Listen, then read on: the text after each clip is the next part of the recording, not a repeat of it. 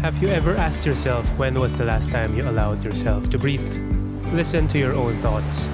When was the last time you felt connected? Felt that you had more time? Nowadays, we live in such a fast-paced world. It's never been easier to make a connection to anything and everything in the outside world. We have social media to see that girl you met 3 years ago and never spoke to again just started doing yoga. The internet for the latest hot gossip and trending news. And watching videos from your favorite clueless YouTuber. But all of this has made it a lot harder than ever to connect with ourselves. But thank God though, in a world that glorifies fast-paced hustle culture, I found photography and it completely slowed down my life. Photography for me is more than just taking pretty pictures. I mean, it was that way at first. The validation you get from Instagram likes felt nice. But eventually, it made me realize the full sweep of benefits that it brought, other than monetization. Our daily lives are bombarded by distractions. Notifications, meeting your deadlines, and not to mention our damned phones keeping us perpetually engaged. I think this stems from an inherent fear of missing out from everything that's going on and an illusion of productivity, and that we're doing something meaningful. But then if you look back, you've actually achieved nothing. When I first started, I thought I was the best photographer in the world. Now that I can look back after years of practice, I know I was shit. Thanks to social media, seeing other people's work, I know I'm not gonna be the best anymore too. Acceptance is a progress. Jokes aside though, the journey has made me appreciate the small improvements in learning this craft. Very applicable to the broader things in life. Time is a fascinating concept. Every day is 24 hours, 365 days in a year. But our perception of how much time has passed, it's completely different from one another. I'm currently in my 30s. I know, my face looks like a potato. And at this age, it can be easy to question whether I'm already doing enough. It's easy to compare with how my peers are doing. Most of my university friends having babies or getting married already. While I'm pitching a tent on some island in Hong Kong so I can go stargazing tonight. Can't really say who's ahead in life now, can I? At least I can tell myself that this obsession with photography made me chase for some incredible experiences and see some wonders. Something that 10 years ago me wouldn't have imagined doing, as I was busy working overtime every single day for those promotions. Everyone may be going through life at different paces, but we'll all reach a certain destination one way or another. When we're rushing our lives, focusing on too many things, multitasking, it's easy to feel overwhelmed, to make mistakes and overlook the smaller details. This then perpetuates that cycle of feeling stressed and give ourselves pressure that everything needs to be perfect. When I first began photography, it only meant one thing for me, to focus on the final product, the honeypot photos that thousands of photographers before me have done. As I go deeper into this art, my perception of it changed. Good things take time, they say. You often don't get the shot on your first try. You have to scout your location and find your own compositions, wait for the right light and conditions, fine-tune the framing and avoid the distractions, and you do this over and over again.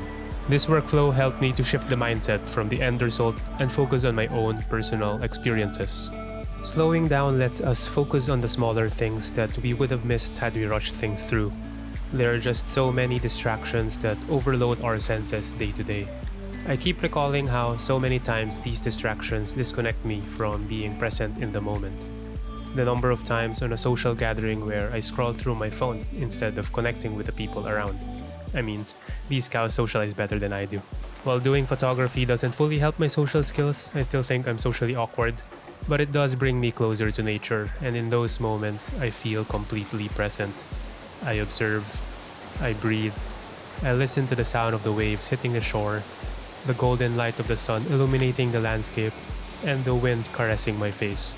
In these short, sweet moments, nothing matters, but also everything matters.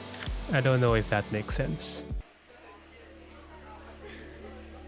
I won't be able to live a completely slow life. I've always lived in a city. There's always going to be a sense of rush, competition, and achievement. Growing up, it was about getting good grades and not be a dishonor to your family. Now, I live in Hong Kong, where even just walking slow in the street means getting bumped or shoved. You just simply feel the stress within your stress. But I am also fortunate that I live in a city well connected to the outdoors. There are a few things I learned as I stay on this island to disconnect. The first one is that I don't need to be checking my phone every 5 minutes if I missed any notifications. Although it was kind of forced because I had no network for the most part of the day, so I can't use my phone even if I wanted to. When you're constantly moving at a fast pace, you also feel desensitized to it and treat it as your normal. Changing my environment and spending time on slow island living made me understand how fast my daily life really moved. I mean, I just keep thinking how 2024 is ending already when I still feel like I'm in 2021. These photography missions, if I could call it that, helped me hit the brakes and a much needed sense check to pause. Just look at that color over there, amazing. Something I really didn't expect on this outing today, so one of the few times I'm lucky for landscape photography. Slowing down is not about doing less. It's about making space for what truly matters. Like eating cold McDonald's and chugging wine from a bottle, with a view that's out of this world. Looking above the heavens helps me have a sense of perspective about the scale of our lives.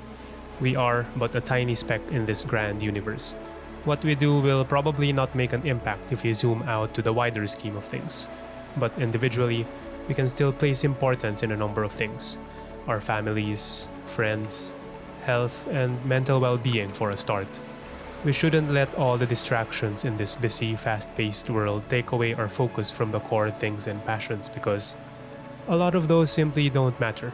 They're just like shooting high ISO for astrophotography. It comes with noise, but we don't let the grain deter away from how stunning and meaningful the bigger picture can be.